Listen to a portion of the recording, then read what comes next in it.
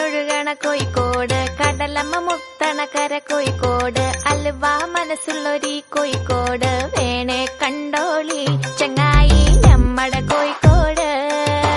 കായ വറുത്ത് തരാടോ, കറുമുറ വയറ് നിറച്ച് കഴിച്ചോ, ദം ബിരിയാണി കഴിച്ച പിന്നെ സംഗതി നല്ല ഉസാറ്, കൽബില് തേനൊഴുകണ കോഴിക്കോട്.